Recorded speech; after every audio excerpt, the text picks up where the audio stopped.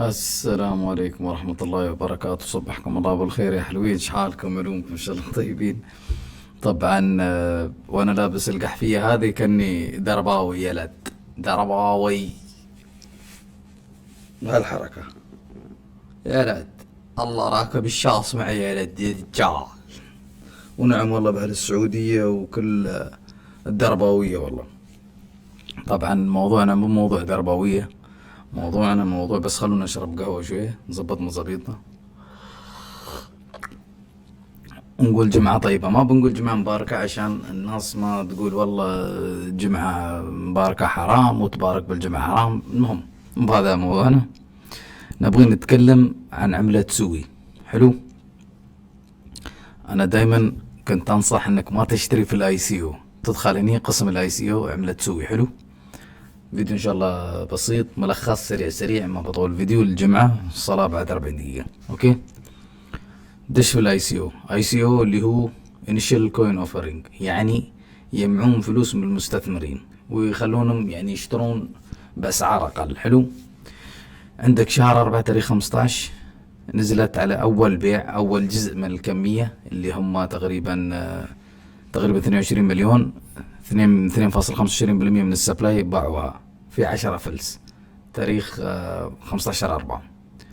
الجزء الثاني تاريخ 20 شهر 4 بعد ب10 فلس يجمعوا 22 مليون 2.25%.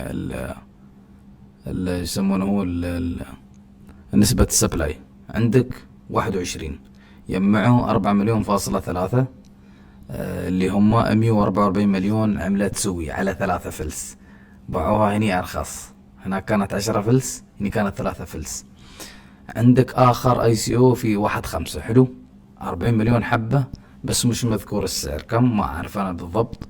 بس هذيل الناس اللي ماخذين ب3 فلس وماخذين ب10 فلس هذيل عندهم ادفانتج أو عندهم يعني فرصة أحسن أنهم يسوون فلوس. بقول لك كيف، دقيقة بس.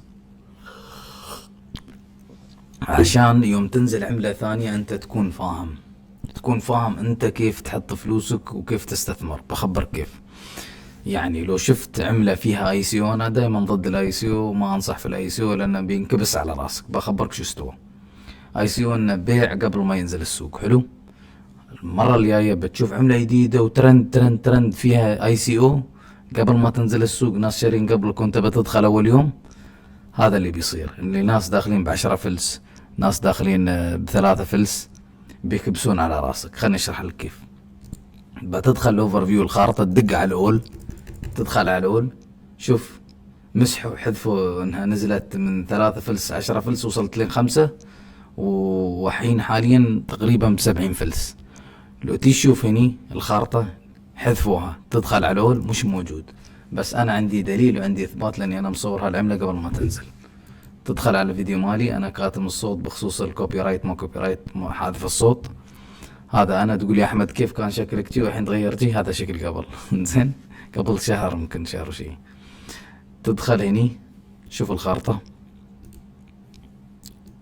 براويك، تيجي تشوف الخارطة كم كانت من 3 فلس 10 فلس لين 4.5. 4.5 لين كم وصلت؟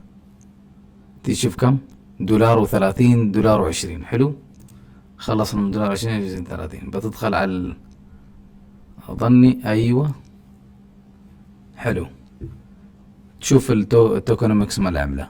تدخل بتلقى 14% راحت للمستثمرين او 20% اللي تكلمنا عنهم من شوية اللي داخلين قبلهم على اي سي او. هاي 34%. بتدخل هني طال عمرك بتشوف الكوميونيتي ريزيرف مش مضمون. المايستن لابز هم شركة تابعة لأصحاب السوي توكن. اوكي، مايستن لابز هي شركة تابعة للسوي توكن. يعني عندك 10 هاي 30 44%. خلنا نقول هاي المضمونات انها راحت على المستثمرين الخاصين المؤسسين. حلو، اللي شارين ب3 فلس واللي شارين ب10 فلس اللي مش تكلمنا عنهم.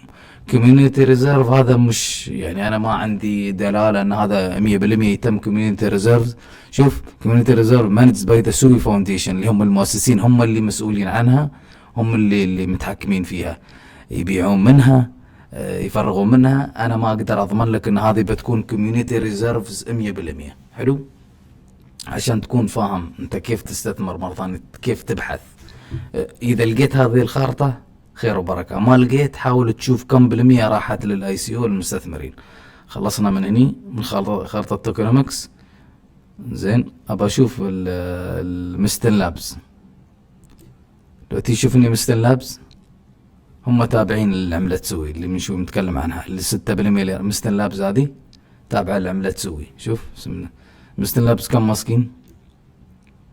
مستن لابس اظني كانوا ماسكين تقريبا، مستن لابس ماسكين 10%، يعني 10 20 34%. انا بس بعطيك معلومات عشان انت تعرف يوم تستثمر مرة ثانية وين تحط فلوسك، وكيف تكشف ان اذا في كبس على راسك. اذا كانت في اي سي او و 40% 50% ماسكينها مؤسسين ومستثمرين وناس شارين في الاي سي او قبل الناس، اتأكد ان الموضوع فيه كبس. يعني عندك الخارطة كم كانت؟ لو تشوفني مثلا 4.5 دولار وصلت اول يوم يومين تقريبا، وصلت 4.5 من ناس اشتروا ب10 فلس و3 فلس، اللي الخارطة اللي من شوي انا رويتك اياها. يعني اللي شاري ب3 واللي شاري ب10 اكيد واصلة تقريبا مال 50 70 اكس، او خلنا نقول 30 40 اكس. انت تقول خلنا نفرض اذا انت اخذتها ب10 فلس 9 اكس 4 ضرب 5، يعني عندك خلنا نقول 9 اكسات ضرب 5 45 اكس. 45 ل 40 اكس الناس اللي شارين ب10 فلس، وما بالك اللي شاري ب3 فلس، اكسات مؤكسة. فاكيد يعني واحد مسوي 20 30 اكس في نفس اليوم تقنعني انه ما راح يطلع، هذه ما تستوي. فالناس اللي خذوا ب3 و10 فلس كانت عندهم الفرص ربح اكثر من الناس اللي داخلين متاخرين، اللي داخلين بعد الاي سي او. اوكي، الاي سي او قلنا انه بيع قبل ما ينزل السوق، وهني شفت يوم وصلت 4.5 شالوا الخارطة. لو تيجي تشوف هني شالين الخارطة. الحين لو تيجي تدق على لول ما بتلقى 4.5 لان يخربون سمعة العملة. دايما تشوف عملة مثلا من فلسين وصلت 10 دولار بف صفر، او خلينا نقول 99% ماينس، بتلقى هني دايما كوين ماركت يشيلون الخارطة هذه. حلو. فحاليا هذه سعر اللي يسوي مناسب اللي هو 70 وما تحت. طبعا مستحيل تلقى سعر الاي سي او 3 فلس 10 فلس، مستحيل. بس حاليا هذا سعرها الاصلي. اما داخل $2 $1.5 تتحسب انها فرصة، هاي يعني ما كانت فرصة. الاي سي او من 3 ل 10 فلس. نفس سولانا كم كانت؟ سولانا بدت اظني سولانا بدت على اظني 22 فلس او 50 فلس تقريبا. زين، بس خلونا نشوف خلنا نشوف اذا لقينا سولانا موجودة.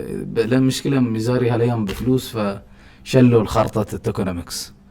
المهم عشان انت تعرف كيف تستثمر مرة ثانية، انك ما تطيح في الخطأ مال اي سي او. دايما اذا لقيت معلومات عن الاي سي او ابتعد، لان اذا كان في اي سي او مستثمرين كبار انت اللي بتندم مش المستثمرين، لان المستثمرين دايما هم اللي بيحصلون بسعر اقل منك، فعندهم فرصة يكبسون على راسك.